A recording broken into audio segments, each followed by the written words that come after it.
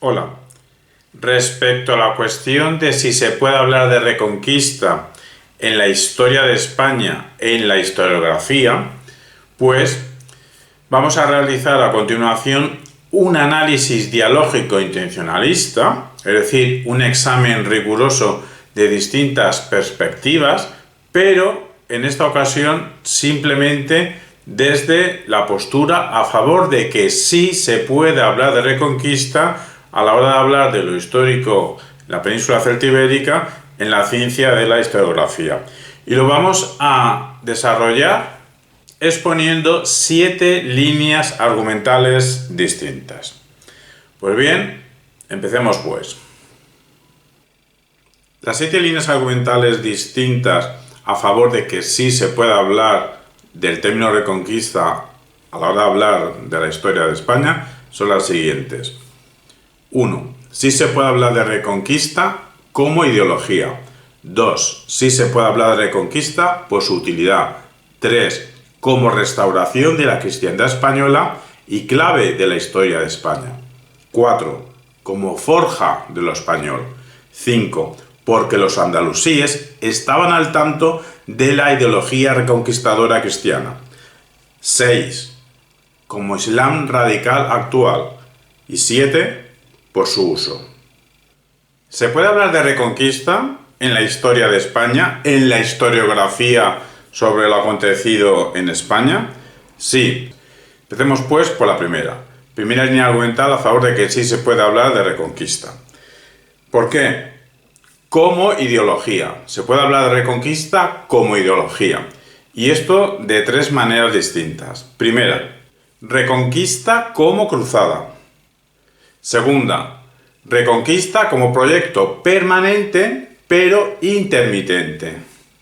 Y tercero, reconquista como legitimación de las operaciones contra el Islam. Empecemos pues, y para hablar de reconquista y como ideología, en cuanto cruzada, que es el primer elemento de los 3, pues apelamos a la siguiente fuente, que es al vídeo de J. Santiago Palacios Ontalva en su conferencia La Guerra Santa en la Península Ibérica durante la Edad Media, cruzada ideología de la Reconquista, de 17 de marzo de 2018. Conferencia de la cual hemos extraído los siguientes contenidos que pasamos a exponer. En esta conferencia, Santiago Palacios Ontalva expone la relación entre las cruzadas y la Reconquista, 2 fenómenos parecidos pero no iguales. Una cruzada que sería pues una guerra pública, una guerra no privada, pero una guerra sagrada, una guerra no profana, para defender o expandir la cristiandad, que solo podía ser proclamada por el Papa, el único que podía garantizar una serie de beneficios materiales y espirituales. Pues bien, tras esta introducción podemos apelar en un principio tanto que no fue la Reconquista una ideología como que sí. ¿Por qué? Es que se puede decir que la ideología que movía la Reconquista no era una cruzada como tal. ¿Por qué? Porque habían sido campañas con unos objetivos, unos motivos materiales y de añoranza. Lo que pasa es que el propio Santiago Palacios justifica y defiende lo siguiente, que tras la ideología de una serie de procesos medievales en la península ibérica de los cristianos contra norteafricanos o descendientes ya de norteafricanos asentados en la península celtibérica que ellos llamaron al-Ándalus, pues hay elementos caracterizadores que se parecen muchísimo a lo que llamamos cruzada. Se parecen tanto que casi podemos llamar cruzada a esa serie de procesos. ¿Cuáles son? Pues son los siguientes, nos dice Santiago Palacios. En el siglo IX hay evidencias claras de situar en la corte asturiana el origen de la ideología de la Reconquista, en cuanto a una guerra con perfiles religiosos, sacrales, una guerra contra al-Ándalus, en la protección de Dios. Porque uno de esos factores religiosos es lo que supuestamente creyeron ellos como la protección de Dios a Pelayo. Bueno, a Pelayo y a todos sus seguidores, todos sus continuadores. Y así supuestamente Dios daría fuerzas al bando cristiano en estas guerras Bueno, estas batallas, estas campañas, al bando cristiano, y todo en sí, pues sería una guerra religiosa, sería una guerra sacralizada. Y nos dice hechos concretos. Barbastro, 1064. Eso fue el preámbulo tanto de la Reconquista, como guerra, como cruzada, como de las posteriores cruzadas en Jerusalén. O sea, Barbastro no solo es el origen de una gran batalla de la Reconquista en la península celtibérica, sino lo que supuestamente son las cruzadas oficiales, las protagonizadas por europeos que se van de excursión a Jerusalén para recuperar las tierras sagradas, supuestamente, desde la perspectiva cristiana. Pues la primera no sería en Jerusalén, la primera cruzada propiamente dicha sería en Barbastro 1064. Y el Papa Alejandro II otorgó indulgencias a esta expedición, patrocinada por nobles aragoneses y apoyada por nobles franceses. En Barbastro lo que se hizo es ensayar el estímulo que, si nos portamos bien como guerreros cristianos, pues vamos a recibir beneficios espirituales. Bueno, y esto fue a ambos lados del Pirineo. Bueno, los protagonistas de dichos beneficios, porque operaban en la península celtibérica. Segundo momento que nos dice Santiago Palacio. Toledo, 1085. Ahí se da la amenaza almorávide, estando en peligro la cristiandad. Y Urbano II pide a los nobles aragoneses defender Tarragona. ¿Y qué ofrece? Indulgencias. Si vosotros defendéis Tarragona, pues yo doy pasaporte al cielo. Llega 1000, llega 1100, 1101, 1102, y el Papa Pascual II emite bulas prohibiendo, tiene una máquina de hacer bulas, venga, emitiendo bulas prohibiendo a los hispanos expresamente que vayan al escenario oriental, o sea, la zona de Jerusalén. O sea, cristianos de la zona peninsular celtibérica, no vayáis a Jerusalén porque nos hacéis falta para parar al invasor islámico que tenéis en vuestra propia península. ¿Dónde vais a Jerusalén? Quedaros en la península celtibérica. Prohibido ir a Jerusalén. Y así las distintas cabezas de la cristiandad en Roma creían que las dos guerras que se estaban disputando a ambos lados del Mediterráneo, la zona más oriental de Jerusalén y la zona más occidental, la península celtibérica, en realidad era la misma guerra con dos frentes distintos. La misma guerra, pues tenían el mismo carácter. Así, los rasgos propios de la cruzada, lo que supone es lo esencial para que un hecho belicoso sea una cruzada, esos rasgos se aprecian a la Reconquista. ¿Y cuáles son? La cruz. Se utiliza el símbolo de la cruz de manera sistemática. Hay predicación de las bulas de cruzada. ¿Qué son las bulas? Pues unos documentos que acreditan la bendición del Papa, del Santo Padre, del Pontífice. ¿Y cuál es la recompensa que tiene el cristiano que lucha? Pues beneficios espirituales. Y queda por escrito en estos documentos que los hispanos también van a recibir dichos beneficios espirituales. No solo los que luchan en Jerusalén, también los que luchan en la península celtibérica contra el Islam. Tercer momento, y este ya potente, Navas de Tolosa, 1212. Pues se convoca una campaña que es el caso más claro que ha habido de cruzada hispánica, o el caso más claro que la cruzada se hispaniza. Porque allí hubo una gran coalición convocada por el Papa Inocencio III y las bulas, los documentos, se extienden por toda la cristiandad. O sea que allí se convocan cristianos de toda Europa, pero bueno, principalmente nobles franceses. Lo que se viene llamando tropas ultramontanas. El arzobispo de Toledo llega a convocar, llega a reunir 12.000 combatientes en julio de 1212 que se enfrentan a los almohades cerca de Despeñaperros, cayendo la victoria del lado de los cristianos. Y esto fue un modelo de guerra santa, esto fue un modelo cristianizado de guerra, pero en la península ibérica o península celtibérica, teniendo el protagonismo el monarca castellano, pero apoyado por la Iglesia castellana, Estamos diciendo que el arzobispo de Toledo tuvo un labor muy importante. Se da una nacionalización hispana de la idea de cruzada. Sí, el Papa puede emitir todos los documentos que quiera, pero luego aquí el arzobispo de Toledo pues tuvo una labor importante. Una hispanización de la cruzada. Cruzada estilo español. Bueno, nos vamos ya, nos dice Santos Palacios, a la Guerra del Estrecho, de 1252 a 1350. Aquí se da la materialización de Alfonso X el Sabio.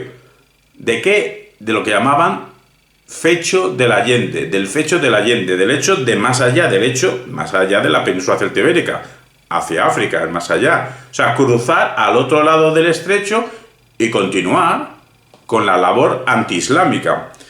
Hubo una campaña en Almería, estamos grabando el vídeo en la provincia de Almería, hubo una campaña en Almería que recibió el apoyo papal, lo que pasa es que no hubo éxito, no se conquistó en ese momento la ciudad de Almería. En Alfonso XI ya hay pleno apoyo papal, en la batalla del Salado, en la conquista de Algeciras, porque aquí los recursos, pues claro, todas estas guerras tenían una voracidad de recursos, se comían muchos recursos, se gastaban muchos recursos. Entonces la voracidad de gastar recursos iba a la par, iba en consonancia a la voracidad recaudatoria que en este caso tuvo Alfonso XI, que necesitaba recursos monetarios para pagar los recursos materiales. Y le va a generar todo este afán recaudatorio, que él vaya por su cuenta ahí dame dinero que me voy a guerrear, le va a generar dos excomuniones de un papa, que simultáneamente celebraba las victorias del rey frente a los musulmanes. O sea, el papa les comulga porque Alfonso XI hace de las suyas, toma la iniciativa, pero claro, cuando Alfonso XI vence a los musulmanes, a eso al papa le gusta, ¿no? En definitiva, lo que nos está diciendo Santiago Palacio es que se consolidó la cruzada como un recurso de la monarquía para financiar sus expediciones militares. Luego este afán belicoso, dinámico, de echaros para adelante o hacia el sur, este afán de cruzada se adormeció, se tranquilizó, hasta que en 1453, os sonará esta fecha, claro, la toma turca de Constantinopla. Pues entonces se despierta el afán de cruzada, porque la gente recuerda, ostras, que en Granada todavía hay musulmanes, pues vamos hacia allá.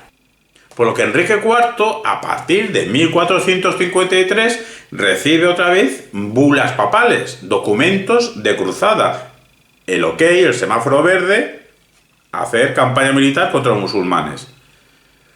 Aunque en ese momento fueron unas campañas tímidas, no fue unas guerras a saco paco. ¿Cuándo se producen más bien estas? ¿Cuándo se recupera el afán de que acabemos ya con el Reino de Granada? Con los Reyes Católicos. Hay que esperar a los Reyes Católicos para revitalizar este espíritu aventurero de cruzadas.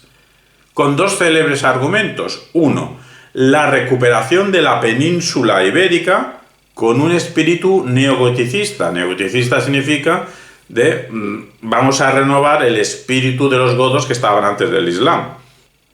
Goticismo, godos, neogoticismo, recuperar el espíritu de los godos. Y dos, la equiparación de Granada con el peligro turco. ¿No está claro que los turcos son un peligro que hasta han conquistado Constantinopla entera? Pues los turcos serán todo el peligro que se quiera desde la perspectiva cristiana, pero también los Granada. ¿Todo esto qué pasó? Pues hizo que el Papa de turno pues viese como un éxito las acciones contra el Reino de Granada. Es decir, se volvió a legitimar la cruzada.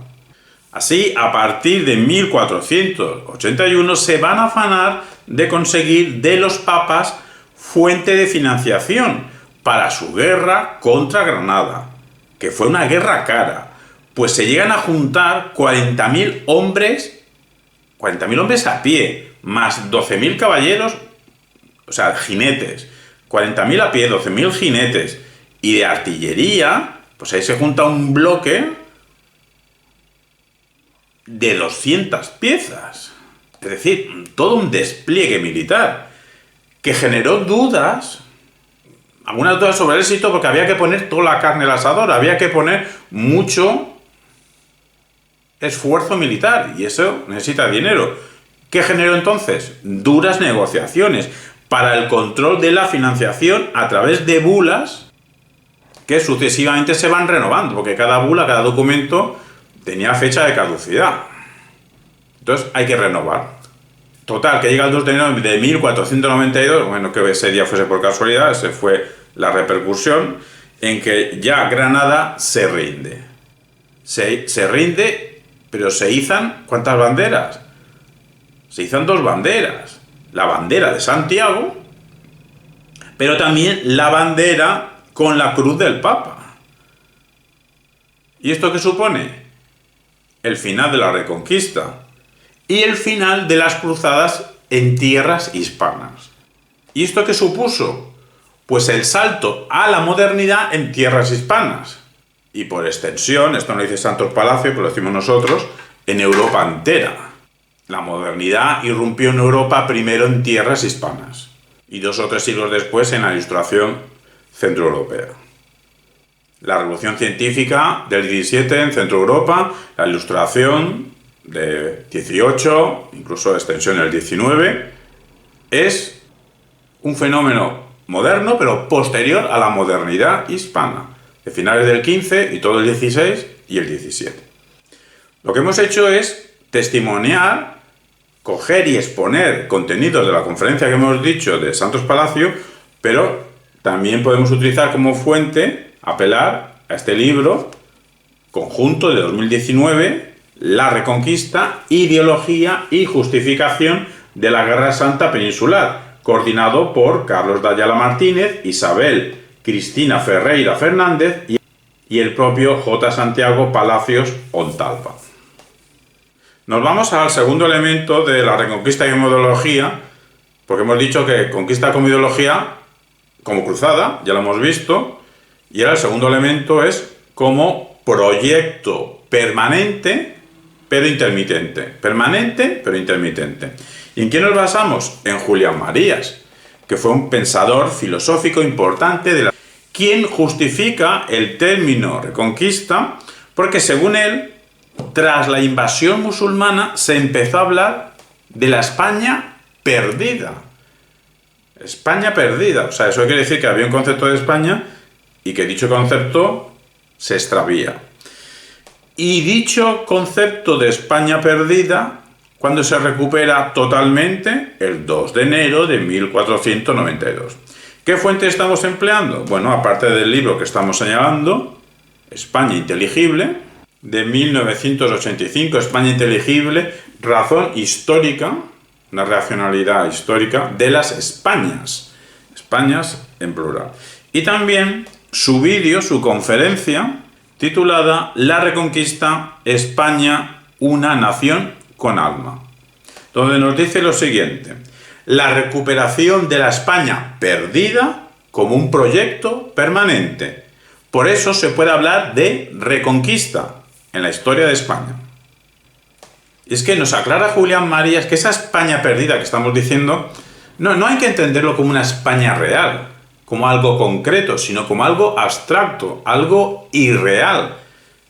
Un ideal, pero un ideal que mueve a la acción para reconquistar.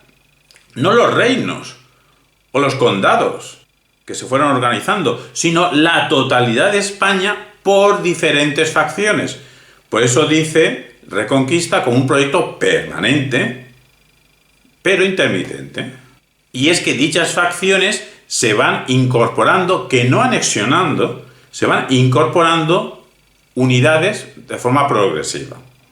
Y así, intentando recuperar la idea de España, en todos estos procesos permanentes, intermitentes, sí, lo que se intenta recuperar, el objetivo, lo que tiene en la cabeza, la fuerza eidética que les impulsaba a moverse y a guerrear, pues era una idea de España, pero al intentar recuperar dicha idea, al final lo que consiguen es la formación de una España, esta sí real, como resultado final de todas estas incorporaciones. O sea, lo que sí existió Es un proyecto capital, central, importante, permanente, aunque intermitente. Y este proyecto permanente, aunque intermitente, sirve de argumento para saber lo que hay que hacer. En cuanto pueda, recuperar terreno frente al Islam. Cuando no pueda, pues haré negociaciones. Pero claro, por eso dice intermitente. Porque no es que fuese desde 711 a 1492, venga, a reconquistar, a reconquistar, a reconquistar, con la actitud a tope, casi 800 años, sin bajar la actitud psicológica ni un solo segundo en todo este tiempo. No, hombre, no. Nos dice que ha habido épocas de desinterés, que ha habido épocas de pereza, ha habido épocas en las que se acepta la influencia musulmana. Es que cuesta esto de la motivación tanto tiempo, sería imposible, sería un caso histórico en la humanidad. Con todo y con eso, lo que ya ocurrió ya es un hecho histórico en la humanidad, aunque fuese un proyecto permanente e intermitente. Lo que pasa es que nosotros tenemos claro, como esta argumentación que estamos haciendo no deja de ser dentro de una argumentación dialógica, claro, lo que acabamos de decir, que dice Julián Marías, es que hubo proyectos no acabados, es que hubo épocas de desinterés, de pereza, incluso de aceptar la influencia musulmana, Pues esto, los que consideren, los que estén en el bando anti-reconquista, anti-usar el término reconquista, pues lo que acabamos de decir lo explotarán al máximo. No se puede hablar de reconquista porque hasta Julián Marías, que parece que utiliza el término reconquista, hasta él mismo dice que hubo épocas de desinterés, de pereza y de aceptación de la influencia musulmana. Conclusión, para algunos, no se puede usar el término reconquista. Con los mismos conocimientos, Julián Marías considera que sí. Considera que sí en el sentido que todo ese proyecto permanente intermitente, llamémosle de una manera, no tres palabras, proyecto permanente intermitente. Proyecto permanente intermitente. Bueno, una sola palabra, reconquista. De ahí que se puede hablar de reconquista en la historia de España. Pero Julián Marías precisa muy bien de que no es que primero una España real tenga proyectos, sino que la España real será la repercusión de ciertos proyectos que se intentan materializar. España se va haciendo mientras se van haciendo los proyectos. Todo esto, que ya pone aquí en el subtítulo Razón Histórica, es que el racionalismo histórico de Julián Marías, pues es la versión Julián Marías del racionalismo histórico, de la razón vital de su maestro Ortega y Gasset, que decía que el ser humano no es algo fijo, sino es un proyecto, sucesión de proyectos que se van haciendo. Y en ese ir haciendo los proyectos, el ser humano se hace. Pues esa mentalidad la extrapola Julián Marías a España entera. No existe una España real, concreta, fija, establecida de una vez para siempre, recibe una invasión musulmana y al final pues consigue echarlos. No.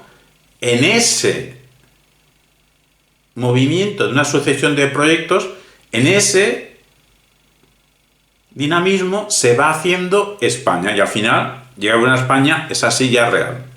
Y ahora la tercera posibilidad de reconquista como ideología.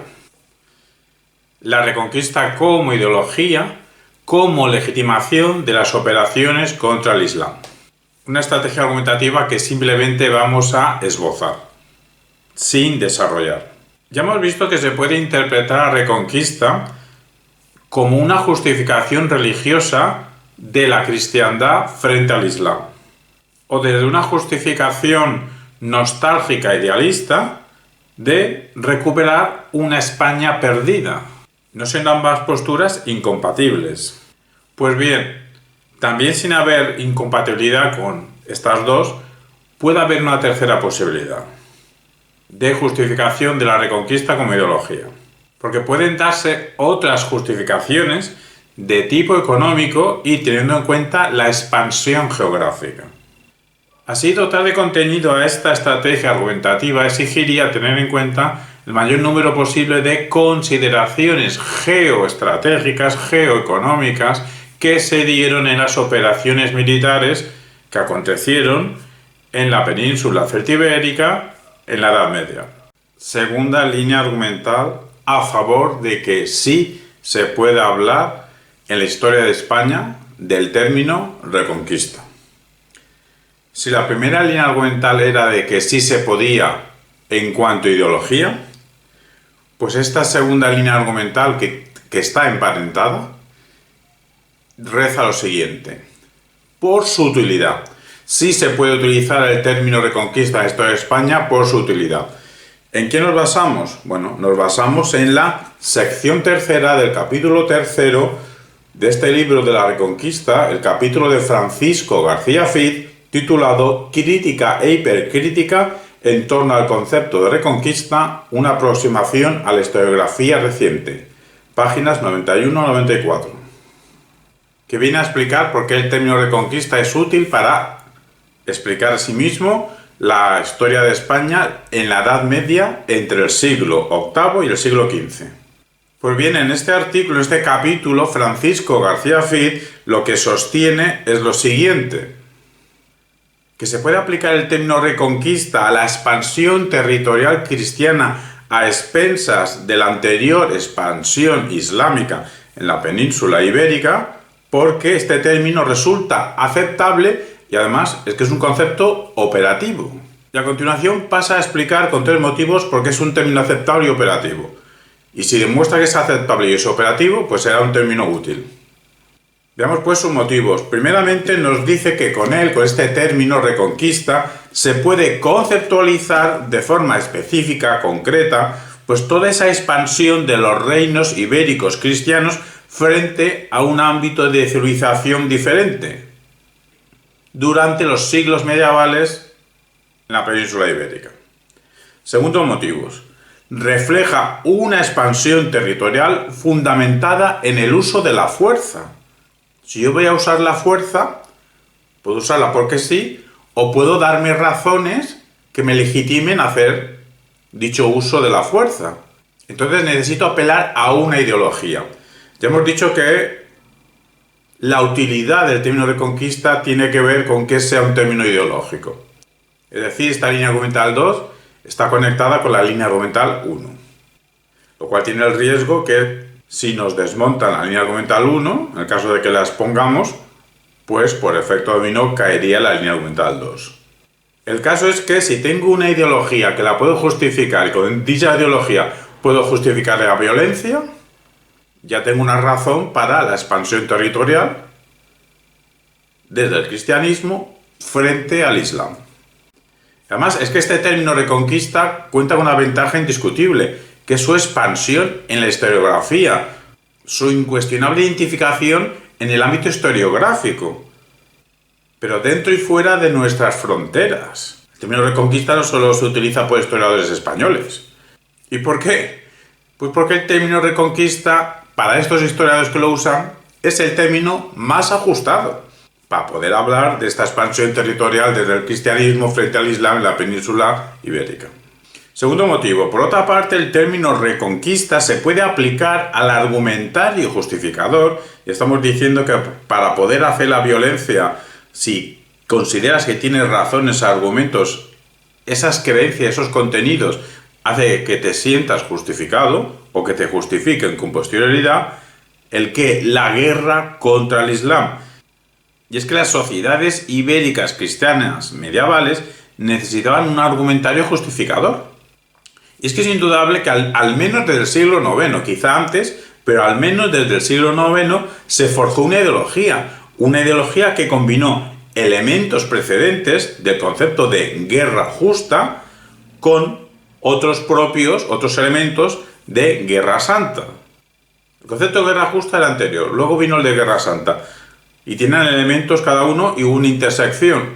Damos elementos en la reconquista. ¿En qué esa confluencia? Un relato reivindicativo. ¿Reivindicativo de qué? Pues de la patria, para recuperarla. La patria como geografía política, pero también de la Iglesia. Estamos ya en el mundo de los estados mentales, trascendentales.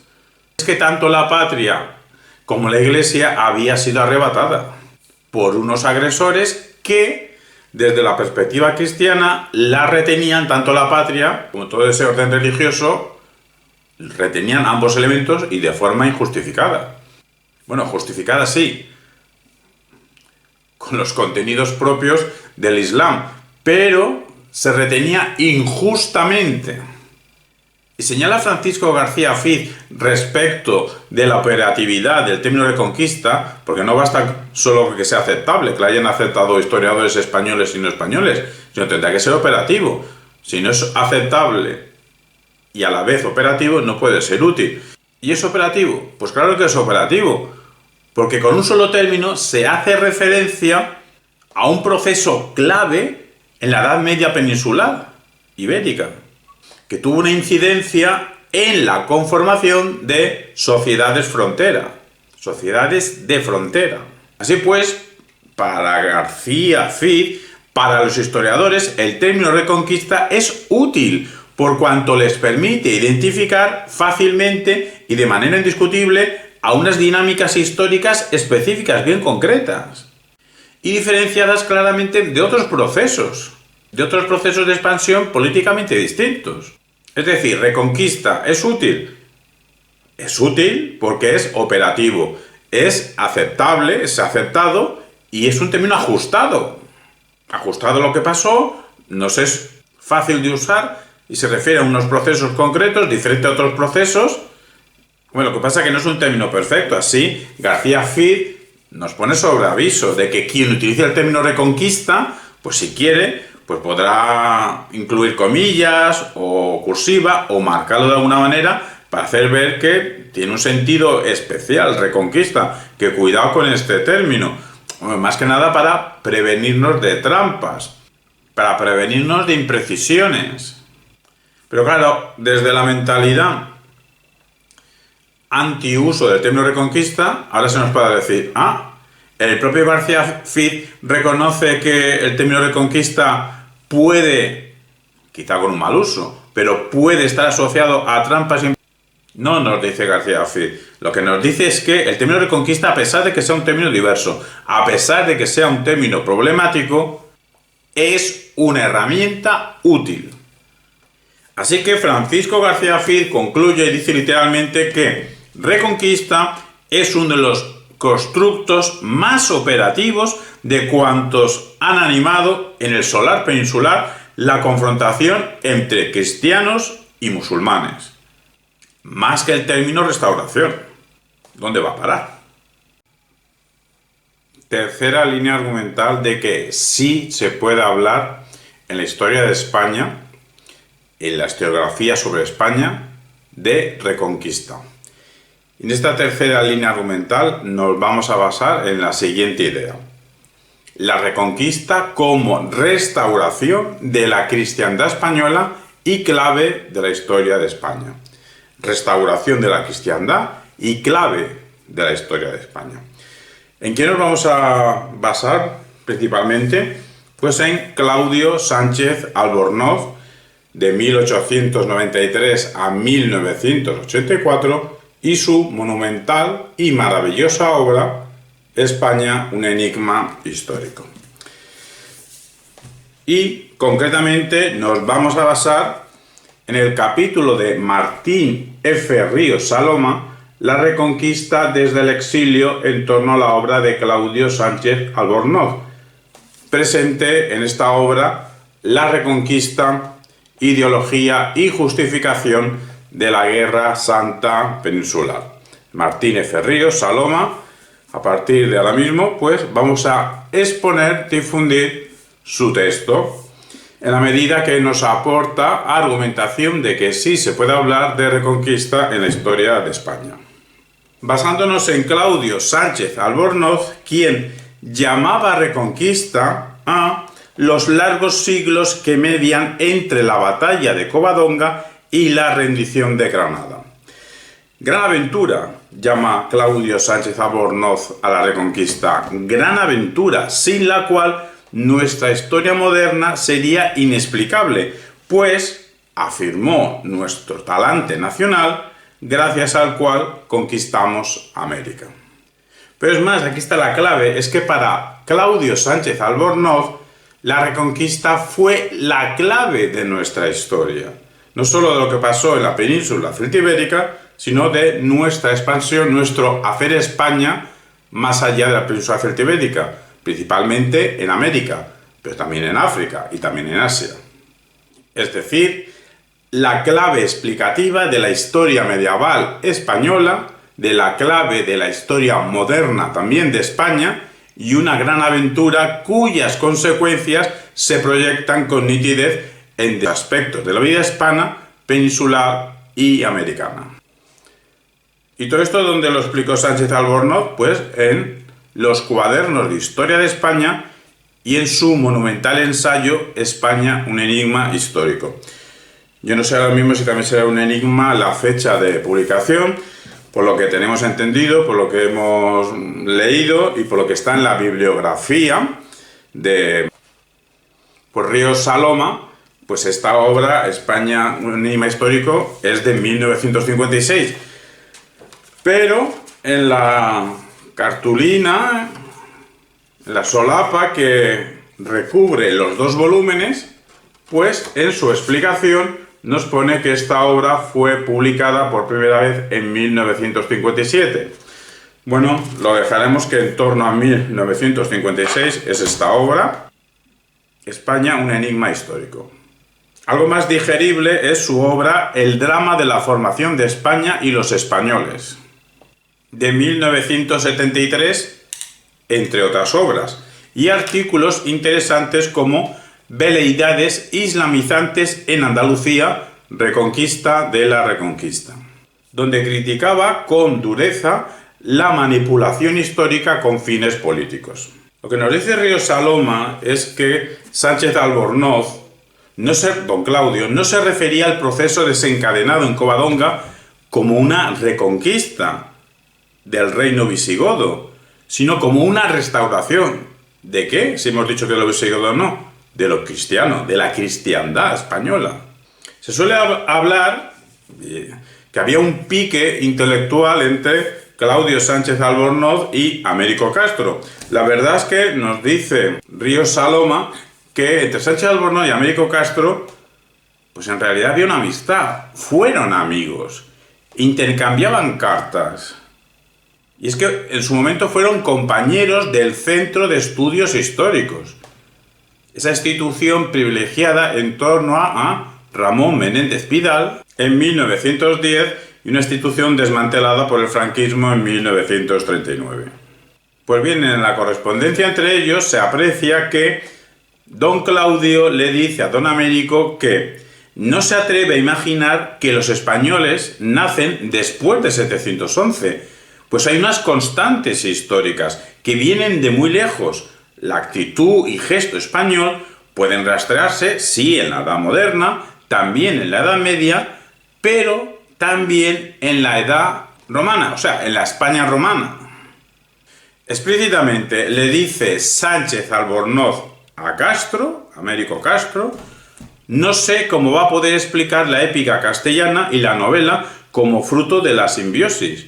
Y yo no puedo, Sánchez Albornoz, explicarme la mitad de la historia jurídico-social, la historia jurídica, social y económica, sino como resultante del contacto pugnaz, belicoso, guerrero.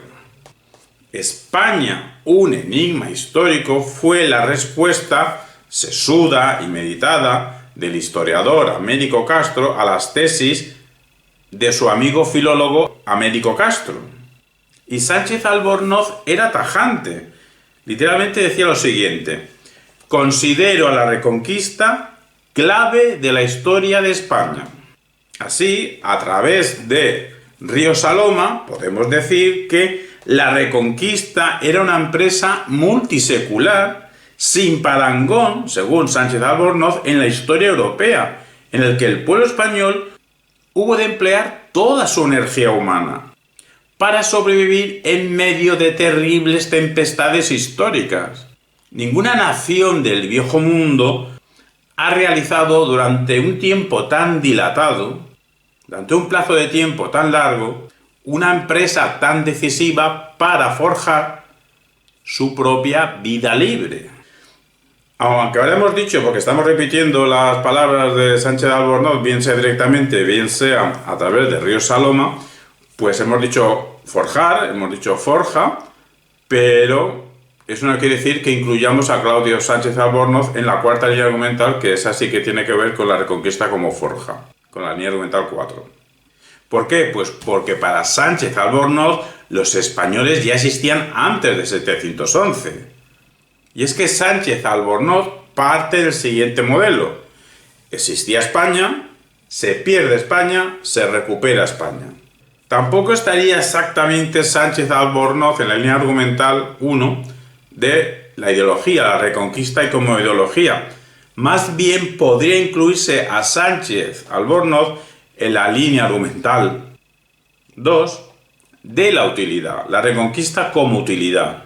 Pues como sostiene Martín F. Ríos Saloma, don Claudio formulaba una conceptualización de la Reconquista que sorprende por su rigor científico y sobre todo por la claridad con que se refería a ella, rigor científico y claridad, uno de los tres elementos de la actitud analítica en el pensamiento. Entonces, para Sánchez Albornoz, la Reconquista no es un ideal concebido por los españoles a principios del siglo VIII, como un concepto útil. Rigor científico, claridad expositiva, análisis de realidades históricas. A ver si Sánchez Albornoz va a ser analítico. Así nos dice literalmente Sánchez Albornoz lo siguiente: Reconquista es un concepto abstracto y genérico de un gran contenido temático, como feudalismo o renacimiento.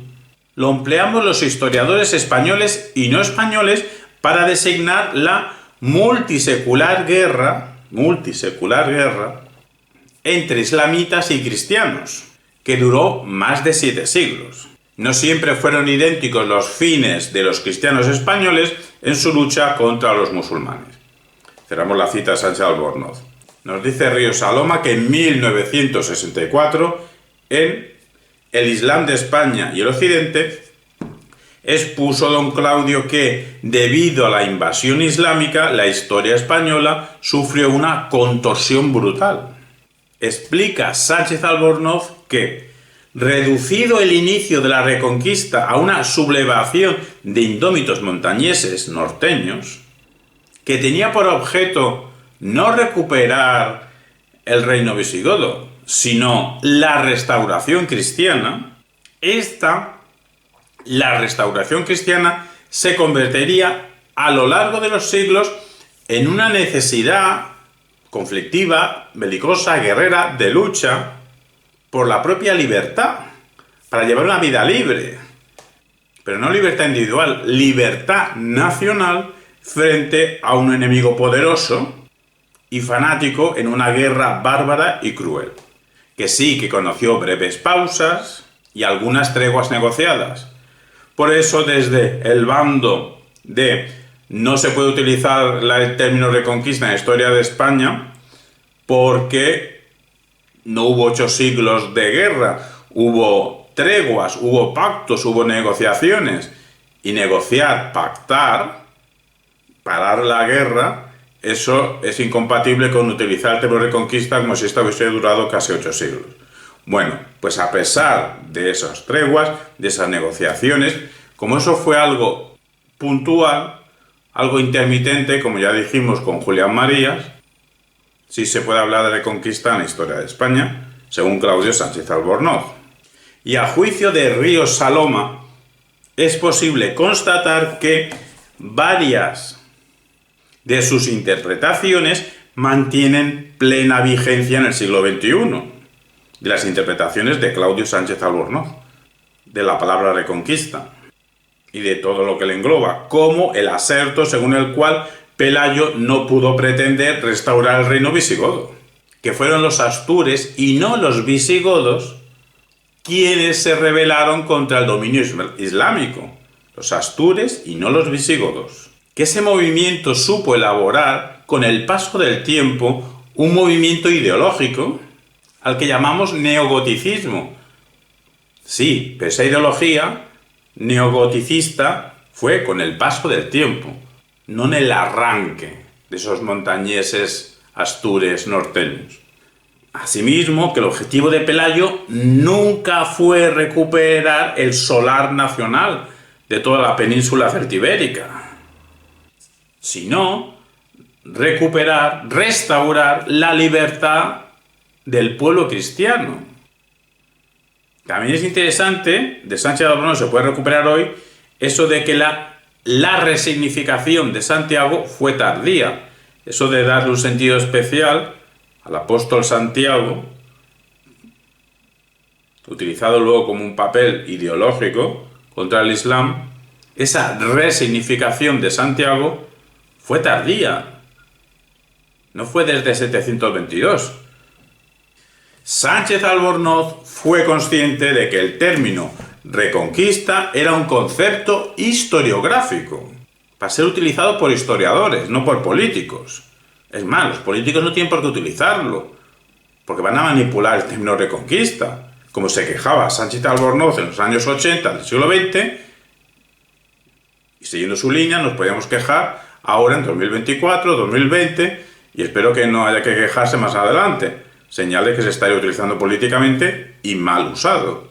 Y por tanto, reconoce Sánchez Albornoz que reconquista es un término artificial, con el que los historiadores hacían, y se puede seguir haciendo, referencia a esa larga pugna de 7 siglos entre musulmanes y cristianos. A todo esto, Sánchez Albornoz tenía un prestigio como científico, pero es que tenía un prestigio intelectual y tenía un prestigio como personalidad relevante en España. Cabe decir que llegó a ser presidente de la República en el exilio. Entonces, ese prestigio del presidente de la República en el exilio, Sánchez Albornoz, pues también le dio estatus, prestigio al término reconquista como clave de la recuperación de la historia de España, en el sentido de clave de la recuperación de la cristiandad en España, que ya existía, según Sánchez Albornoz, antes de 711. España existía antes de 711, se pierde en 711 y se recupera. Se va recuperando a lo largo de un proceso de 7 siglos. Reconquista como restauración de la cristiandad española y clave de la historia de España. Y así podemos decir en 2024 y más adelante, si es que se da el caso de que desde la política en España se utilice el término reconquista con fines políticos, con fines de manipulación, con fines de utilizar dispositivos posverdaderos, y así políticamente se puede usar y se está usando y se ha usado el término reconquista para dar contenido a aspiraciones políticas, pues esas personas que lo emiten de esa manera y los escuchantes deberían ser conscientes de la enseñanza de Sánchez Albornoz, que reconquista es un concepto, una concepción historiográfica, una herramienta en el oficio de los historiadores. De hecho, es una invención historiográfica. Sí, útil, pero invención historiográfica. La enseñanza de Ríos Saloma es que no se debería hablar de reconquista en el ámbito político, pero sí se puede hablar de reconquista en el ámbito historiográfico, de la historiografía de España como parte de la ciencia histórica.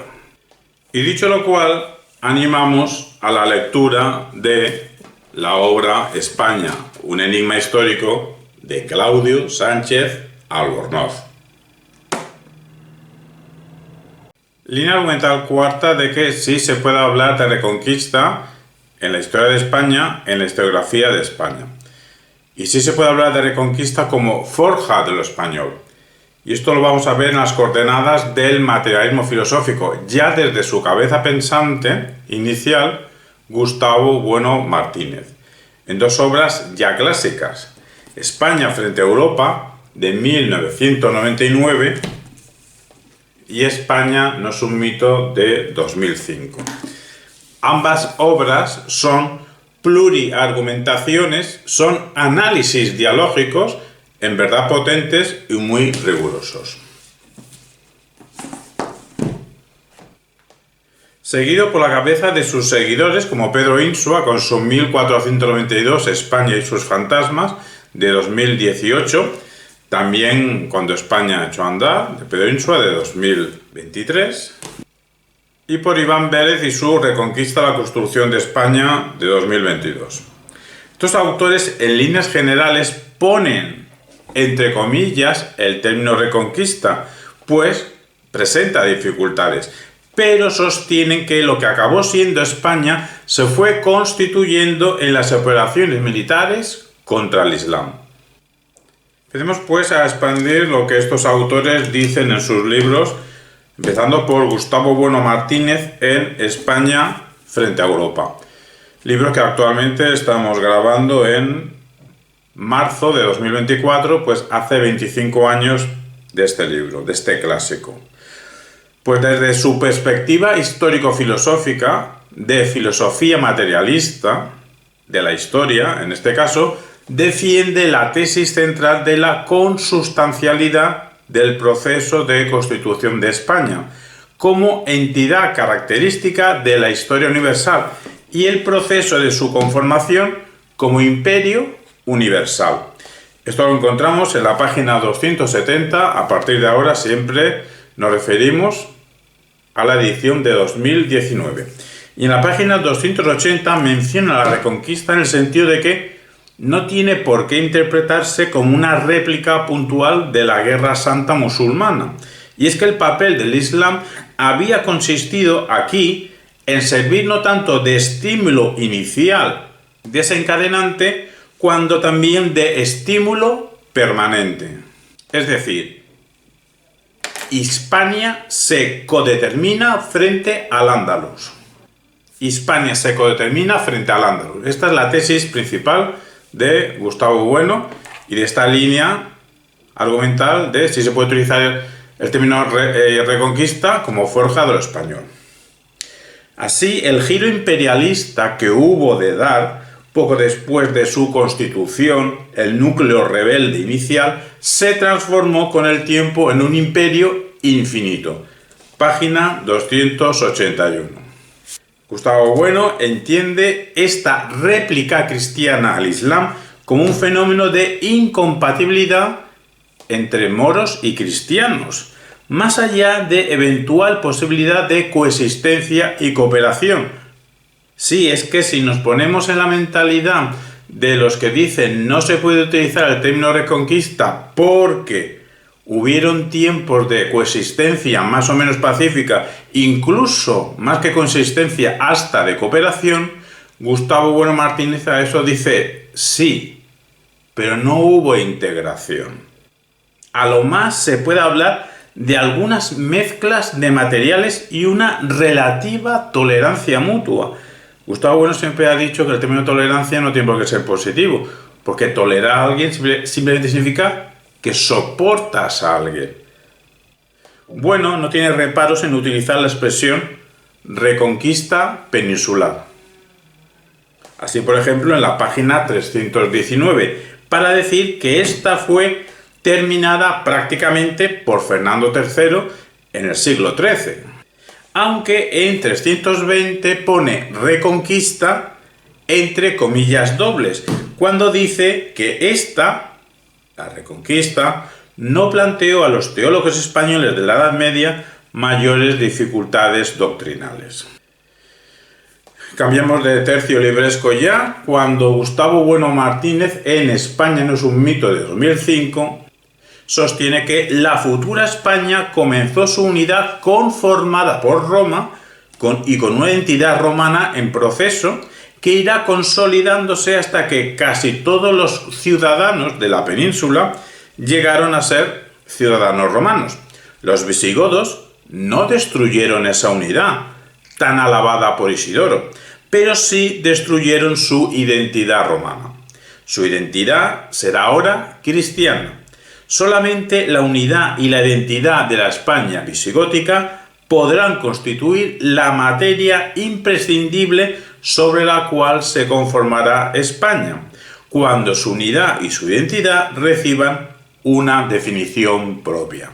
Así, el núcleo originario de España se conforma en Asturias, con los reyes de Oviedo. Pero el proceso mediante el cual la España visigótica comenzó a transformarse en una España embrionaria no fue un proceso interno, fue un proceso determinado desde el exterior peninsular por la invasión musulmana de comienzos del siglo VIII. En Asturias lograron organizarse los restos visigodos con las tribus más o menos romanizadas o más o menos visigotizadas de las montañas y valles del norte, constituyendo primero, ya después de Covadonga 718, una suerte de jefatura y casi inmediatamente un reino, el reino de Alfonso I el Católico. Un reino que se constituyó como un proceso de contraataque continuado, que años más tarde, se llamará Reconquista. Como si la pérdida de la unidad de Hispania hubiera determinado muy pronto su figura como un proyecto de unificación que habrá que reconstruir, sin necesidad de mantenerse en la cuenca peninsular. Página 72 de esta edición de 2021. Y en la página 73 explícitamente dice Bueno que la idea de la reconquista, lo escribe re-conquista, define con precisión el proceso mediante el cual España comienza a existir como entidad política, con identidad plena, pero con una unidad no fija, sino en expansión constante e indefinida, en virtud precisamente de su identidad católica, es decir, universal.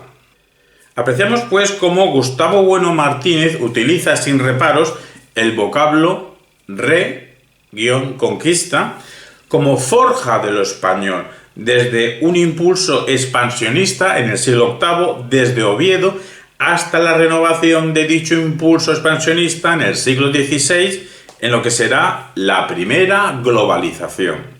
Para Gustavo Bueno, en la forja de lo español es decisivo la oposición contra el Islam.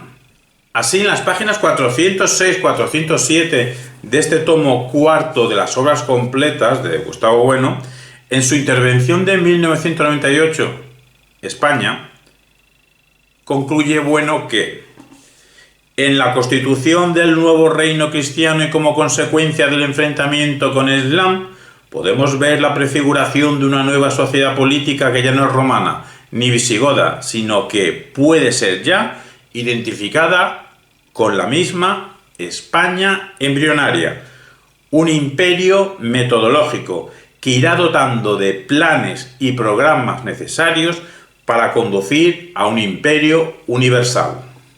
Y nos dice que en el siglo XII la reconquista continúa extendiéndose imparable y continúa la función de horizonte común de la actividad coordinada de 5 reinos. Por eso se pregunta, bueno, ¿se ha puesto en conexión el hecho de que en el mismo 1492 en el que los musulmanes fueron arrojados de la península, en el mismo año se organizó la expedición hacia las Indias, a fin de coger a los musulmanes por la espalda? Añadimos nosotros que en ese mismo 1492 se publica la gramática castellana de Antonio de Lebrija, no Nebrija, que es un barbarismo, Antonio de Lebrija. Y continúa en la página 408, Bueno, su razonamiento de la siguiente manera. Dicho de otro modo, todo ocurre como si el recubrimiento del Islam, en cuyo principio habíamos cifrado el origen de la reconquista, como imperialismo universal, indefinido, infinito, negativo, se continuase en 1492 con el proyecto de recubrir el Islam, pero ahora en un imperialismo definido, positivo, finito, determinado por la teoría de la redondez de la Tierra, totalizada y medida por Eratóstenes. Aquí utiliza Bueno el término reconquista, sin entrecomillar, y lo define como imperialismo universal indefinido infinito negativo. Teóricamente, o desde el uso riguroso del pensamiento, no aceptaría bueno el término reconquista, teóricamente, pero en la práctica de una exposición desde una perspectiva histórico-filosófica, sí. Para entender la embrionaria constitución de España y su desarrollo hacia un imperialismo universal, que se convertirá en realmente existente con la conquista de América, aunque la llamábamos las Indias y luego Nuevo Mundo. Los españoles nunca llamaron América la llamaron primero las Indias y luego Nuevo Mundo. Nos vamos ahora al discípulo de Gustavo Bueno Martínez, Pedro Insua, quien sigue al maestro en su obra de 2018, 1492, España contra sus fantasmas, en la idea de la forja de lo español, como enfrentamiento con el Islam, aunque se guarda mucho de utilizar la palabra reconquista. Pero para nuestros intereses argumentativos nos sirve su razonamiento de que, y estamos en la página 12, España significa el desarrollo de un imperio cuyo núcleo surge a partir de la resistencia de las sociedades asentadas en principio en las cordilleras Cantábrica y Pirenaica frente al empuje islámico. Se fija en Oviedo el centro de esa acción imperialista que marca el inicio de un proceso frente al Islam. El desarrollo de un programa imperial que buscará recubrir todo el territorio que ocupa el Islam, hasta terminar desbordando el ámbito peninsular, y en la página 28 nos dice: España como idea se forja en torno a un bagaje de nociones que proceden del área de difusión cristiana, desde el área de difusión cristiana, no musulmana. Y es que España se constituye en contra de los modos de articulación social musulmana, de tal modo que hablar de una España musulmana para Pedro Insua resulta equívoco. Y remata en la página 29 con: la sociedad española actual, bueno, está hablando de 2018, pero lo repetiría también ahora en 2024.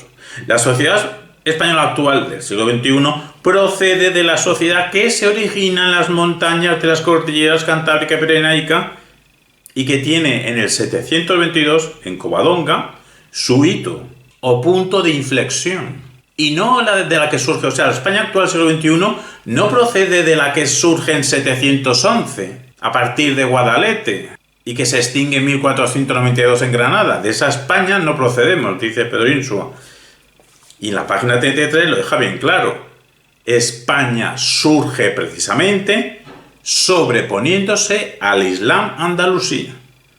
Esta es su tesis. España surge precisamente sobreponiéndose al Islam andalusí.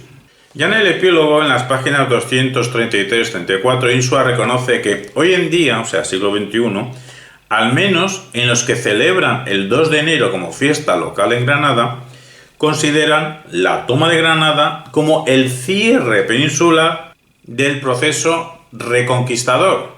Reconquistador aquí sí que con doble comilla.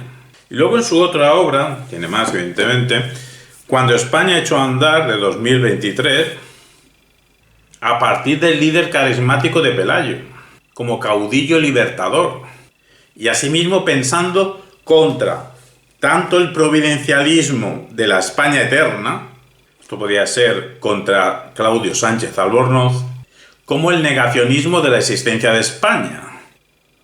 Pues muchos niegan la existencia de España o se creen que es un producto de Franco.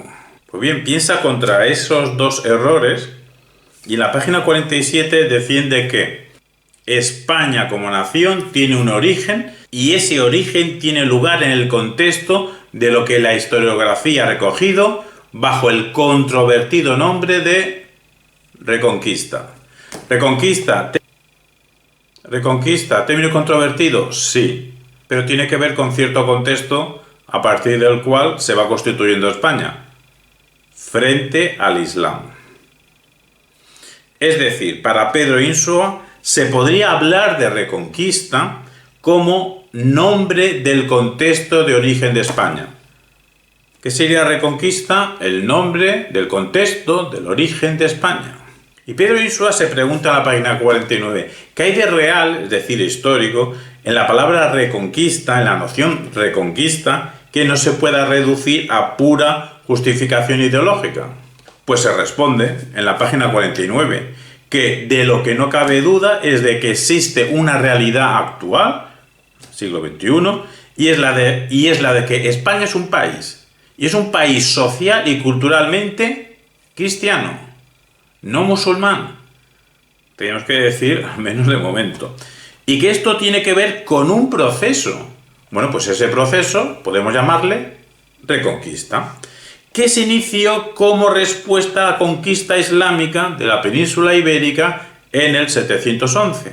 Y el resultado de este proceso es que España es hoy, 2023 y 2024, el siglo XXI, una nación política, cultural y socialmente católica, no musulmana.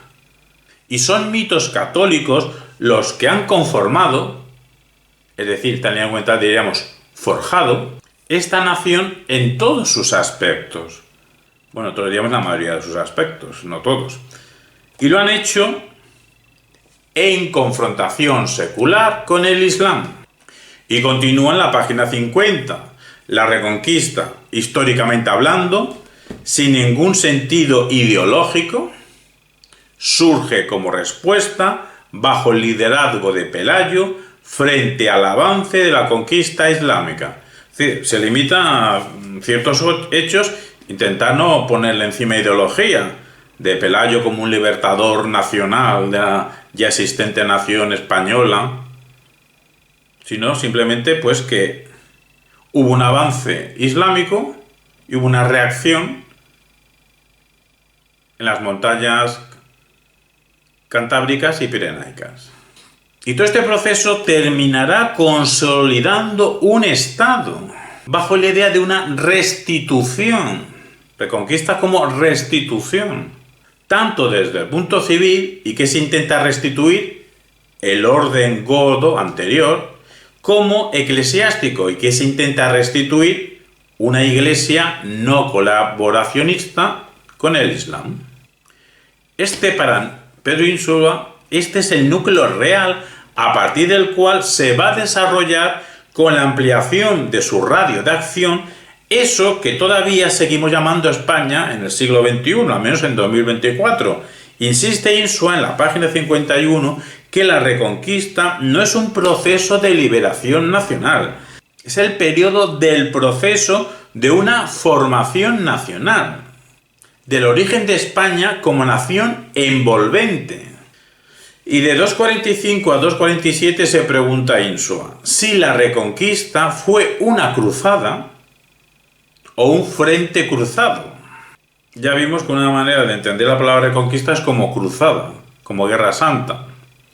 Bueno, ante esto responde Pedro Insua que, a pesar de las ciertas confluencias entre la Guerra Santa y la Reconquista no se puede asimilar a las llamadas cruzadas, porque las cruzadas sobre los santos lugares de Oriente nacen a finales del siglo XI, por iniciativa pontificia de Urbano II, en 1095, pero con un impulso de origen individual, caballeresco, mientras que la Reconquista supone la recuperación territorial y la restauración del orden político y eclesiástico peninsular.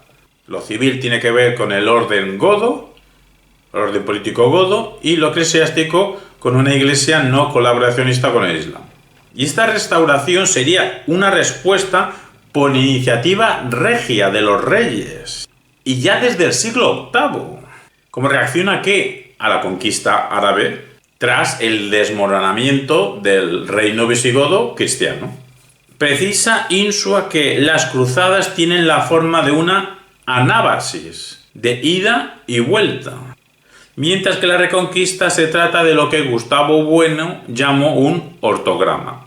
Una expansión que terminó con la península ibérica de nuevo convertida al cristianismo. Matiza Insua que esto no implica que, sobre todo a lo largo del siglo XI, con la reforma gregoriana, no se filtrase en la península la idea de guerra santa. Es decir, reconoce la historicidad de que la belicosidad sagrada, esa terminología, esos hechos, esas acciones se filtraron en la península celtibérica. Incluso los propios reyes españoles a veces solicitaban a los papas que sus acciones de guerra fueran envueltas por el aura sacra. Pero esta mezcla y reabsorción entre cruzada y reconquista, operada en el siglo XII, no siglo VIII, en el XII, es episódica, son distintos episodios. No es una continuación en el tiempo de casi 8 siglos, limitada a ciertas circunstancias muy concretas, en la que el empuje reconquistador tiene que verse reforzado, sea financieramente o sea militarmente, por la cruzada. O sea, lo que hay de base, de entrada, es un empuje reconquistador. Y claro, para darse efectividad, para llevarlo a cabo, hace falta dinero y hace falta recursos militares, humanos y materiales. Aunque siempre con la idea de restitución reconquistadora por delante. O sea, la idea principal para Pedro Insua de estas operaciones militares que habían en España no era la Guerra Santa como idea principal. Eso sería un medio para el fin. ¿Cuál era el fin? La restitución reconquistadora. Concluye Insua que la corriente principal de justificación de la guerra al Islam peninsular es la de recuperación o restauración del territorio perdido. ¿Perdido por quién? Por el cristianismo. Y que el Islam ha suplantado. Aquí hubo una suplantación del Islam respecto al cristianismo. Así la cruzada va a quedar como algo suplementario, un suplemento, no lo principal. Porque siempre la cruzada estaba subordinada a la idea neogótica reconquistadora.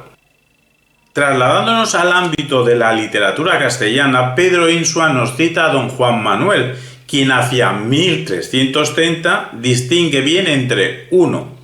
El sentido reconquistador de recuperación de tierras injustamente ocupadas y 2. El sentido cruzado de ofensiva cristiana. En el texto de Juan Manuel apreciamos que la guerra contra el Islam peninsular se justifica por la vía reconquistadora del derecho de gentes, para recuperar una heredad ocupada sin derecho. ¿Por quién? Por el Islam. Pero una vez cumplida la guerra, cesarían las operaciones bélicas. No habría razón para la guerra, porque la vía apostólica de propagación cristiana no justifica la guerra. En fin, se le hacía la guerra al Islam no por ser religión diversa, no se especifica Pedro Insua, sino porque había ocupado tierras que no eran suyas. Un territorio que por fin era recuperado por Fernando y dejado en herencia a Alfonso.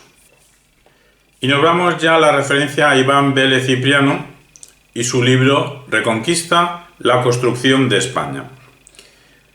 La idea o el concepto de reconquista tiene que ver con un proceso histórico de expansiones territoriales por cristianos.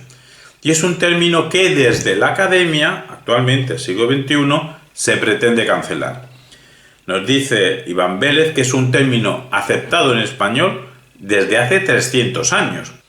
Hasta el siglo XVIII se han utilizado otros términos, como cobrar, restauración, ganar, y todos apuntan a Hispania, con 2 bloques, el cristiano y el musulmán, 2 bloques no homogéneos.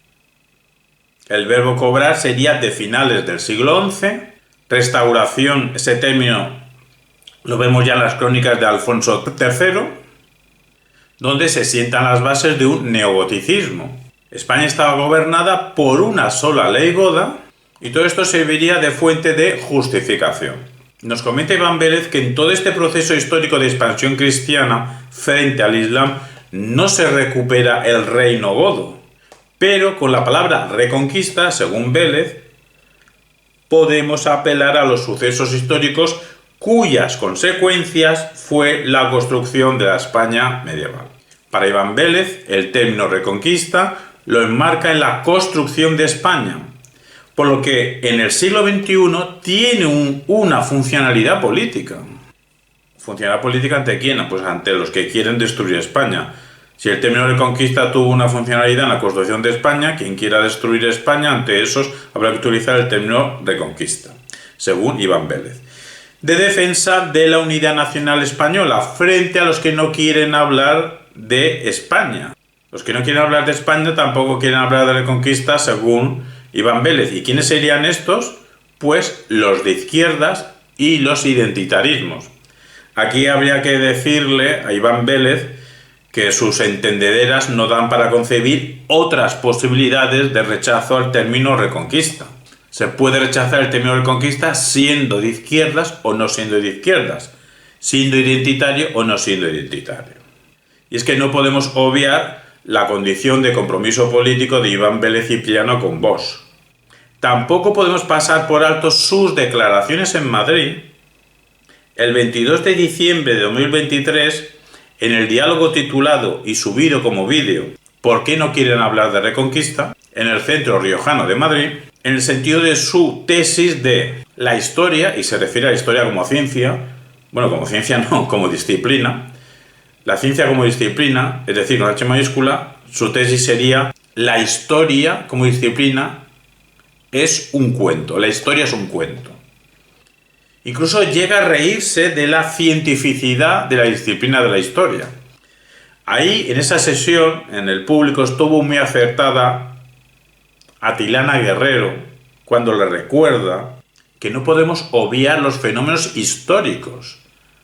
Cuando le dice a Atilana que una cosa es reconocer que la ciencia humana de la historiografía no es como las ciencias naturales, la ciencia de naturaleza no es exactamente como ellas, tiene otros modos de operar, y otra cosa es decir que la historiografía no es una ciencia.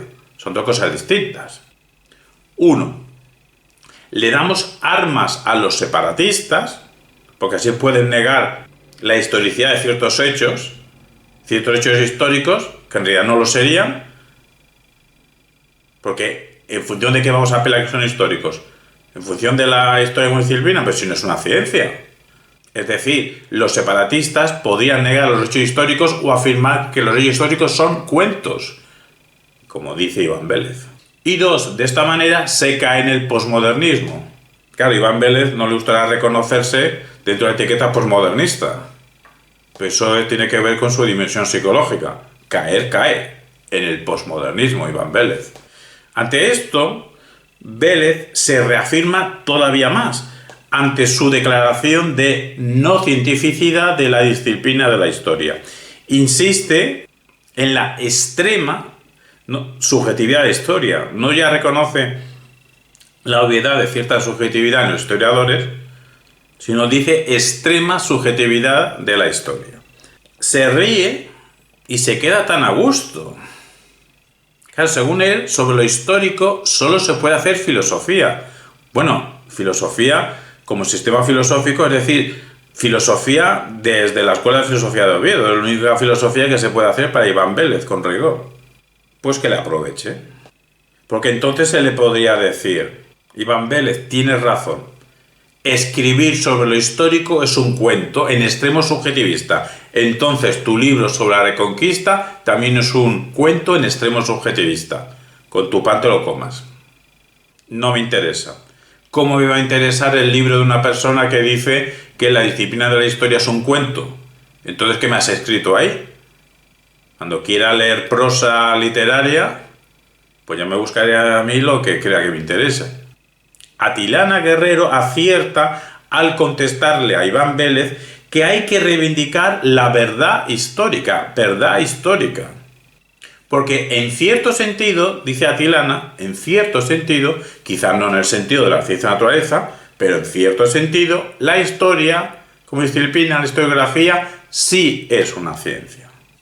Claro, luego va el presentador Carlos Madrid a mediar a su modo y suelta que la historia fenoménica, no sé si en este caso se refiere a la historia con H minúscula, a los acontecimientos, la historia fenoménica permite muchas interpretaciones.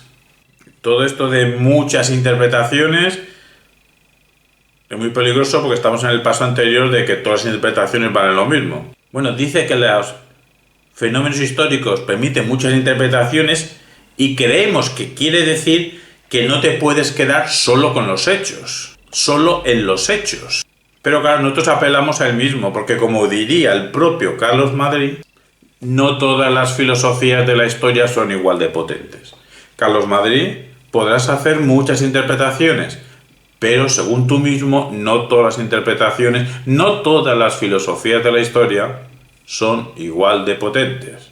¿Y cuáles sean más potentes? Las que puedan justificar que se acercan a la verdad histórica, con justificaciones que no son un cuento.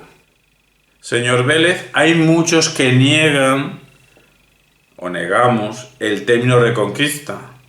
No nos meta a todos en el mismo saco.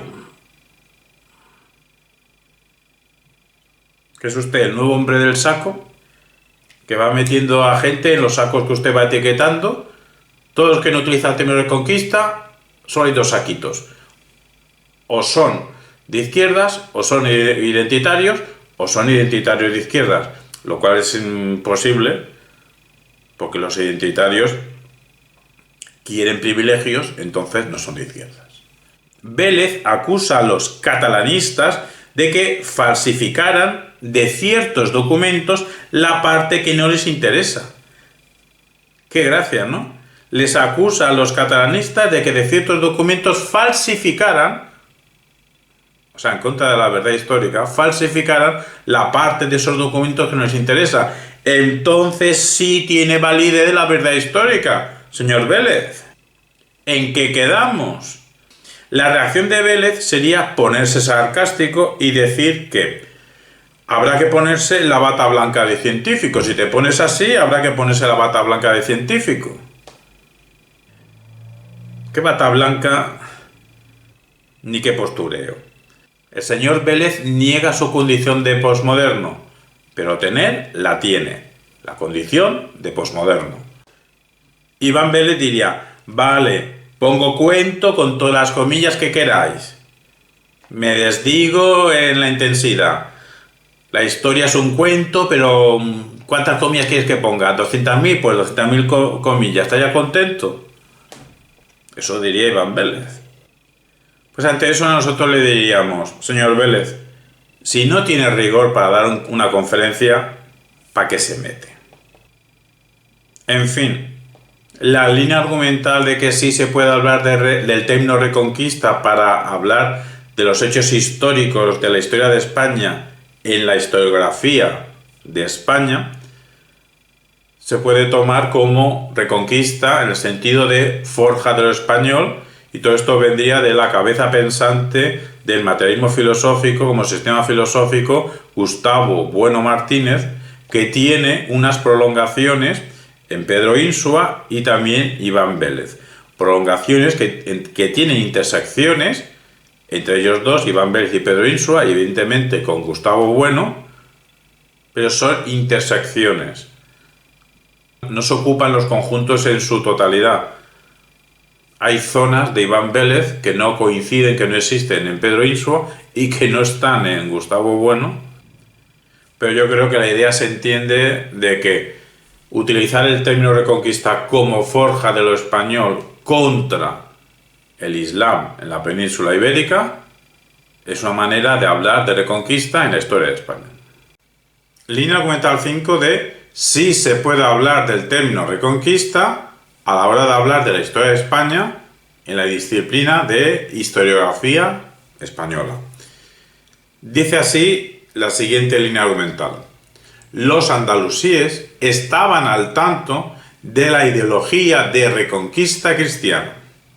Para esto nos basamos en Javier Albarrán, en el capítulo de este libro, La Reconquista, Ideología y Justificación de la Guerra Santa Peninsular, de 2019, pues su artículo Una reconquista de la reconquista, la reacción ideológica islámica al avance cristiano, donde Javier Albarrán manifiesta que son muy conocidos los discursos reconquistadores realizados por cristianos y recogidos por las fuentes islámicas. Es que nos explica Albarrán que los autores andalusíes estaban al tanto de la ideología de reconquista cristiana y el avance cristiano lo reflejaban en sus textos con gran intensidad, quizás incluso mayor a veces que las propias fuentes cristianas. Albarrán explica que el rey granadino Al-Alá puso en boca de Sisnando Davidiz un explícito discurso en el que explicaba cómo los cristianos, tras haber sido conquistados por los árabes, deseaban ahora recuperar lo que es suyo y que les había sido arrebatado. Además, las fuentes árabes tampoco ocultan el hecho de que la península ibérica estaba anteriormente en manos cristianas. Por lo tanto, si hasta las fuentes andalusíes testimonian la ideología de reconquista cristiana, entonces se puede hablar del término reconquista al hablar de la historia de España en la historia, en la disciplina historiográfica sobre España. Línea argumental 6 de que sí se puede hablar del término reconquista a la hora de hablar de los hechos históricos acontecidos en España desde la ciencia de la historiografía de España.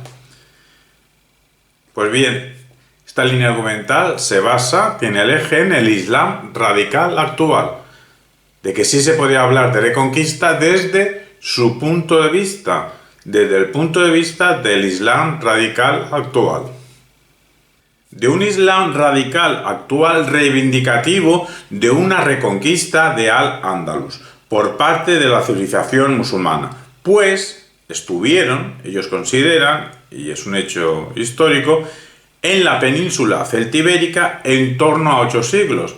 Podemos decir unos 781 años, o podemos decir incluso 8 siglos y medio, si tenemos en cuenta no 1492, la conquista de Granada, sino la expulsión de los moriscos en Alpujarra en torno a 1571. Entonces estaríamos hablando de una permanencia, al menos en la zona de Alpujarra, de 860 años. Y desde que se fueron, solo han pasado 5 siglos, unos 532 años, o incluso menos, en la zona de Alpujarra en torno a 453 años. Bueno, estamos grabando en marzo de 2024, estas fechas. Quien visione este vídeo muchos años más adelante, pues cambiarán las fechas, ¿no? Pues bien, lo que queremos subrayar es que desde finales del siglo XX y a lo largo del siglo XXI, algunos musulmanes, minoritarios, muy pocos musulmanes, pero algunos, han reivindicado recuperar Al-Ándalus, porque lo consideran suyo. Entonces, desde su punto de vista, les gustaría que hubiese una reconquista de España para el Islam. Y esta reclamación o anhelo tendría más fuerza si los propios andalusíes en su momento, en la Edad Media, tuvieron un anhelo reconquistador, conforme iban perdiendo territorio. Pues bien, para satisfacer esta duda o contestar, nos vamos a basar en Javier Albarrán y su capítulo Una reconquista de la reconquista, en el libro La Reconquista, la Guerra Santa Peninsular, Ideología y Justificación, donde Javier Albarrán expone la idea de recuperación de Al-Ándalus. Y sí, nos comenta que hay ciertas referencias históricas a la recuperación del territorio, desde el punto de vista de los musulmanes. Anhelo de recuperación que se puede interpretar como la idea de reconquista de Al-Ándalus, o al menos de la existencia de una idea. Para empezar, nos dice Javier Albarrán que hay varias referencias a la recuperación de lugares concretos, como Barbastro, en la crónica de Ibn al-Kardabús, Valencia por los almorávides, en la llamada Crónica Anónima de los Reyes de Taifas, y en el Fath al-Ándalus, o la liberación, o salvación, o rescate de Almería, en tiempo de los almohades al-Mumin. Asimismo, también aparece la idea de la recuperación de todo el territorio andalusí, como en la crónica de 1225 de al-Bají al-Marrakusi. Y además de la idea de recuperación para el Islam del territorio del que se han apoderado los cristianos, aparece también la noción de que ese país, ese territorio que se ha perdido, que se está perdiendo, es por culpa del pecado. En este caso, pecado de los reyes de Taifas. Así, la idea de la derrota por culpa del pecado, la noción de castigo divino a través de la victoria de los enemigos, es tan propia del esquema de ciertos cristianos como de ciertos árabes, bueno, de ciertos musulmanes. Es tanto del esquema providencialista deuteronómico como de la tradición andalusí. Sigue Javier Albarrán comentándonos que Turtusi sugiere una nueva conquista de Al-Ándalus, como la ocurrida siglos atrás, un nuevo Fat, para propagar una vez más la verdadera religión, es decir, una reconquista desde el punto de vista musulmán. A partir de los siglos XI y XII apareció un fenómeno que se vincula a un cierto discurso de reconquista, o al menos de revivificación o renovación de la conquista. Las fuentes andalusíes, frente al hecho de que el territorio de la península ibérica antes era cristiano, impusieron la memoria de la conquista de los musulmanes y de la expansión del Islam. Recuerdan el hecho de que el territorio peninsular fue conquistado y que por ello los musulmanes son los legítimos soberanos de Al-Ándalus, por derecho de conquista. Recuerdan que Toledo permaneció en el seno del Islam 388 años, casi 4 siglos. Y Javier Albarrán concluye que en las fuentes andalusíes analizadas por Javier Albarrán, está muy presente el discurso de guerra santa y de defensa del territorio.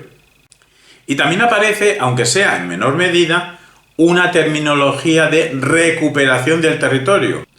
Por lo tanto, si en un momento existió un discurso recuperador, un momento en la Edad Media, un discurso recuperador del territorio perdido por el Islam andalusí, y desde su perspectiva andalusí, como legítimos soberanos de Al-Ándalus, entonces el actual Islam, parte, quizá minoritaria, quizá radical, del actual Islam, una parte minoritaria del actual Islam, si se reconocen ellos como continuación ideológica del Islam medieval, entonces, desde su perspectiva, podrían albergar el deseo, el anhelo y hasta la idea de recuperar Al-Ándalus, es decir, España.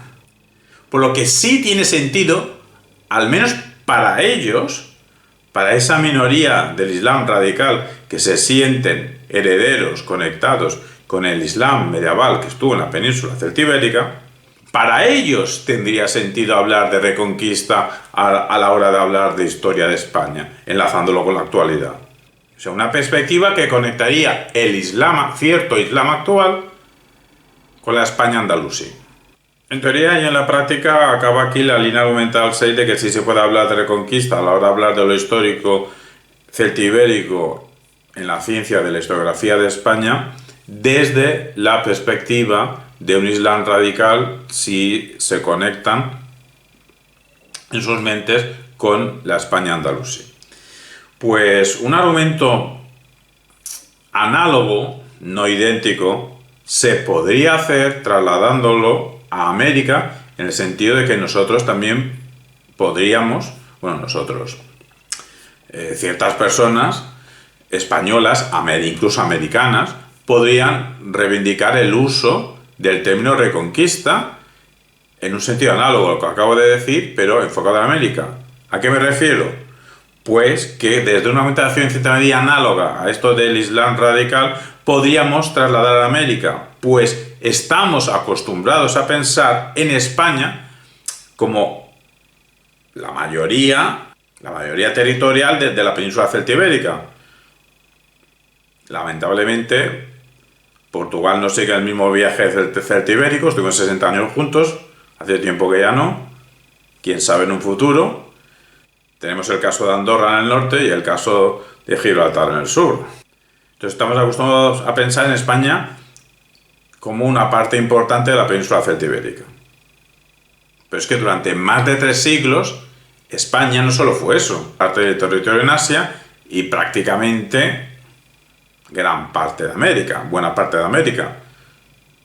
Sobre todo en ese momento que España y Portugal estuvieron juntos durante 60 años. Finales del 16, principios del 17. En resumidas cuentas, que hubo una España americana. O algunos querrán llamarlo América Española. Nosotros no llamamos a América a todo ese continente. En un principio lo llamábamos las Indias, y cuando nos dimos cuenta que no era la India, lo llamamos Nuevo Mundo, en contraposición con el Viejo Mundo que era Europa. Pues bien, en la España americana, en ella, el virreinato de Nueva España, es decir, iba a decir actual México, no, actual México más 2/3 partes de Estados Unidos. Pues si tenemos en cuenta este pasado territorial hispano en América, en alguna mente podría tener sentido utilizar el término reconquista, volver a conquistar algo ya conquistado en el pasado. Usar el término reconquista en el contexto de la América española, como reivindicación para recuperar el territorio hispano del actual país Estados Unidos de América. Un país que no hay que entenderlo como un producto únicamente anglosajón, más recepción de inmigrantes centroeuropeos y anglosajones e irlandeses. Lo hispano tuvo mucho que ver en la Constitución de Estados Unidos, incluso la nación España. Resumidas cuentas, que en el actual Estados Unidos hay un territorio que fue España, fue español, y para algunos quizá podría tener sentido recuperar ese territorio, si no para España, al menos para México.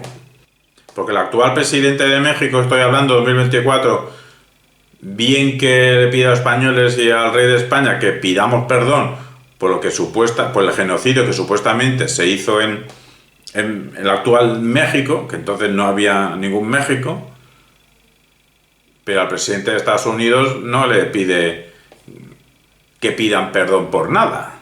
Para algunos, Estados Unidos entero debería ser un país hispano. Habría que reconquistarlo. Pues demográficamente, quizá poco a poco se va hacia ello. En fin, tampoco queríamos ahora lanzar a la gente a la frontera México-Estados Unidos a tomar lo que les o nos perteneció, pero sí queremos lanzar a la gente a pensar sobre la idea de que lo hispano fue muy importante en Estados Unidos, lo es y tiene que seguir siéndolo, y quizá uno de los compromisos sociales de Estados Unidos es convertirse en una gran nación hispana. Séptima línea argumental a favor de que sí se puede utilizar el término reconquista a la hora de hablar de la historia de España en la ciencia historiográfica sobre lo español. Y apelamos al componente semántico, la teoría semántica de el significado como uso. Entonces se puede usar la reconquista por su uso. Tendríamos que explicar esta teoría del significado, obviamos dicha explicación y vamos al grano.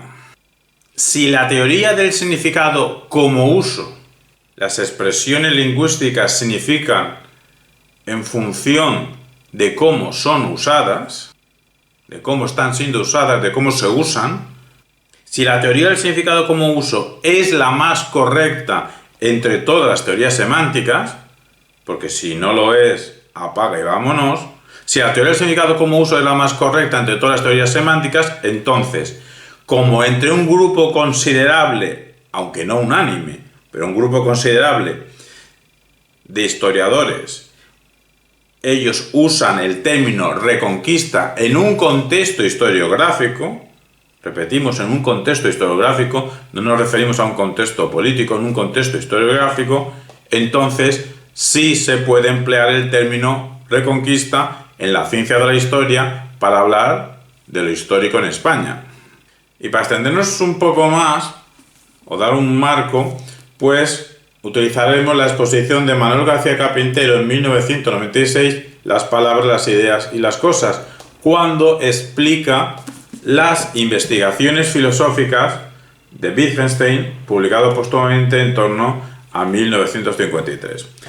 Manuel García Carpintero en 1996 nos dice que en las investigaciones filosóficas Wittgenstein elabora un célebre argumento según el cual cualquier argumento en favor del solipsismo, esa absorción de uno mismo, de mi creencia, de mis deseos, de mis intenciones, de mis estados mentales, como de lo único que estoy seguro son de mis estados mentales, de los míos, vete tú a saber, no, que no existen los demás, no existís vosotros, con seguridad solo existo yo, y cada una de las personas podría repetir el mismo argumento de yo.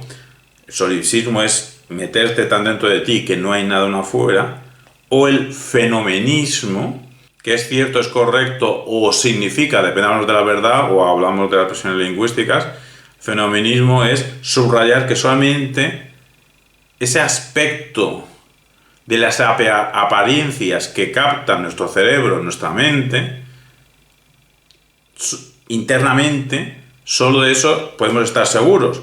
Pues bien, tanto del solipsismo o el fenomenismo, cualquier argumento en favor del solipsismo o del fenomenismo que parta de supuestos internistas sobre el lenguaje, es decir, que lo que significa son cuestiones, elementos, entidades, aspectos internos al hablante, al sujeto, pues cualquier argumentación de ese estilo, dice Wittgenstein en las investigaciones filosóficas, sería una argumentación, una explicación incorrecta, porque amputa, porque cercena, porque se olvida a propósito de lo que está fuera de nosotros, está externo a nosotros. ¿Y por qué dice que es incorrecto Wittgenstein? Pues porque esas teorías internistas, que solo apela a elementos internos de nuestra mente, de nuestra alma, pues esas teorías no pueden dar cuenta del carácter normativo del significado, que las expresiones lingüísticas se usan con ciertas reglas en ciertas comunidades, donde hay ciertas expresiones que son correctas gramaticalmente, pero públicamente se sabe que lo son, y otras que no lo son. Los significados tienen un carácter normativo, ya que no habría distinción. Si solo nos fijamos en lo interno de cada uno, solo estoy seguro de los fenómenos mentales que tengo, entonces no habría distinción entre acciones correctas y acciones incorrectas, porque solo tendría acceso a lo interno. Entonces, se pregunta García Carpintero referente a Wittgenstein, ¿qué es una teoría del significado correcta? Pues bien, una que explique, pero que lo explique bien, con coherencia, de forma argumental, dando justificaciones, qué hacen las reglas y qué no hacen. No solo qué conseguimos con las normas, sino qué no podemos hacer con las normas. Habría que saber que las reglas, en ocasiones, son técnicas y en otras ocasiones son costumbres. Y se pregunta García Carpintero, ¿y cómo se especifica el contenido de las proferencias lingüísticas? ¿Cómo se especifica? A través de su uso. He ahí el nombre de esta teoría semántica acerca del significado. El significado de expresiones lingüísticas es su uso. Se especifica ese dominio normativo, bien sea a partir de técnicas o a partir de costumbres, a partir del uso de las expresiones lingüísticas. Así pues, en la comunidad de ciertos historiadores de España, historiadores españoles, historiadores no españoles, hispanistas en general, en la comunidad de ciertos hispanistas, historiadores de España, sí se puede hablar del término Reconquista por el uso con cierto significado que comparten en sus publicaciones científicas y académicas. Ahora bien, esta línea argumental de que sí se puede hablar del término Reconquista en la historia de España por los historiadores apelando al uso de la Reconquista por cierta comunidad de hispanistas, tiene sentido, sobre todo si esta teoría, apelando al uso del significado, es la más correcta. Porque si podemos explicar, justificar que otra teoría semántica distinta sería más correcta que esta, pues entonces tendríamos que apelar a dicha otra teoría más correcta para poder decidir si se puede utilizar o no el término Reconquista al hablar de lo histórico en España. Esperando que la anterior exposición os haya servido de utilidad, os invitamos al vídeo completo, a la sesión completa del análisis dialógico intencionalista sobre Reconquista, en el que no solo están las 7 líneas argumentales que acabamos de exponer a favor del uso de la palabra Reconquista en la historia de España y historiografía, sino también 11 líneas distintas en contra del uso del término Reconquista a la hora de hablar de lo histórico español en la ciencia de la historiografía.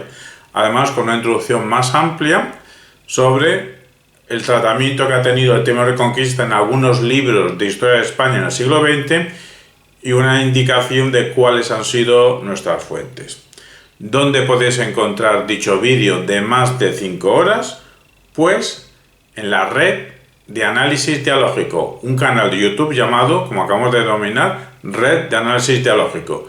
Exactamente en el vídeo Análisis Dialógico Intencionalista sobre Reconquista, según Javier Eladio Guzmán.